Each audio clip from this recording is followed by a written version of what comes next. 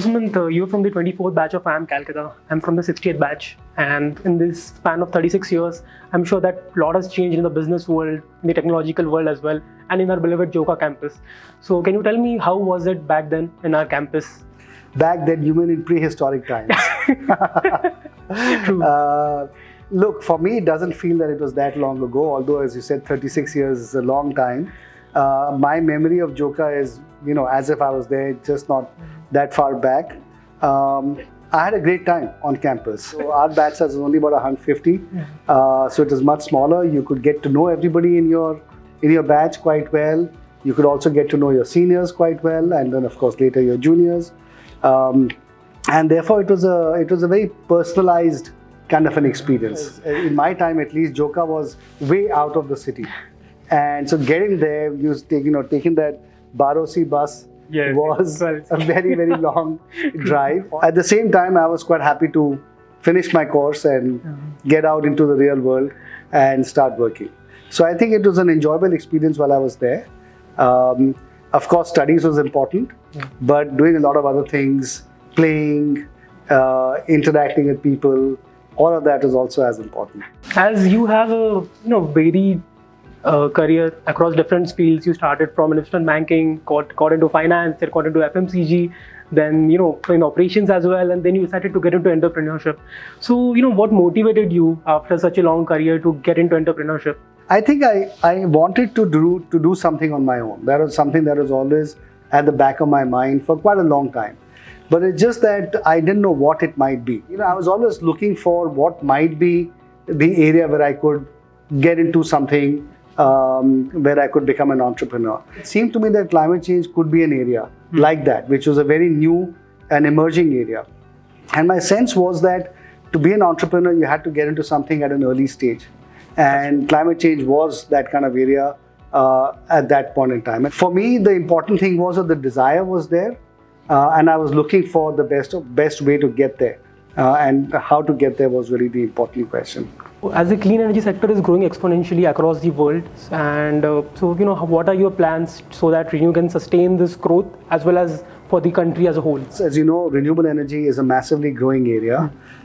We have to essentially decarbonize our entire energy system, but that will require an increase in installations of renewable energy by 10 or 20 times in the next 10 or 20 years. Climate change is really an important issue for us. You can see that right now, Northern India is baking in a heat wave. While for people like us in my generation, the impact will be felt for some time, but it'll be really felt much more deeply in your lifetime.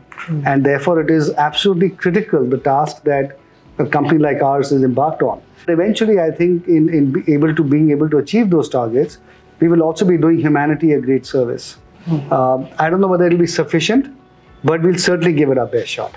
That's great. That's great. And so, as clean energy sector is a frontier sector currently, a very growing one. So, what would one piece of advice of yours be for young professionals and budding entrepreneurs such as myself who are trying to get into this field and who are trying to make a difference out there? Well, if you're trying to get into this field, that's a very, very good first step. I think today, if you took a poll, the general view would be that the sectors of the future are AI and clean tech. True. Right? So I think is a very, very sensible thing to do. And I think for the next 30 to 50 years, there's going to be an absolute exponential growth in clean tech. I envy you actually in that you're starting your career in this area. And so you have a lot of runway ahead of you. And there's so many exciting and interesting things that you and a lot of your friends will be able to do in this sector. So as you know that IIM Calcutta is known for its huge alumni base. And so I'm sure that, the alum network or even the people that came after you must have played an instrumental part when the ReNew was founding. So can you share a bit of insights about that as to how the campus helped you for that? I think that not just the campus, but all of your life's experiences come together. When you start something as challenging as setting up your own company and that too in a sector like ours, which is very early and which is very infrastructure, from ground level execution to going and being listed on the NASDAQ and then being part of the whole climate change conversation globally. So I think, of course, IIM Calcutta was a very strong grounding right? It gave me a lot of technical skills, as of course did my experience at IIT Delhi before that. Yeah. But then a lot of subsequent experiences have also played a very important role. You never know about life. Life evolves in different interesting ways, and it takes many twists and turns as you go forward in your career. But eventually, I think it all comes together in some way or the other. And so therefore, that in some ways is in fact the fun of life. Thank you. This was very, very insightful conversation, and thank you for giving me your time.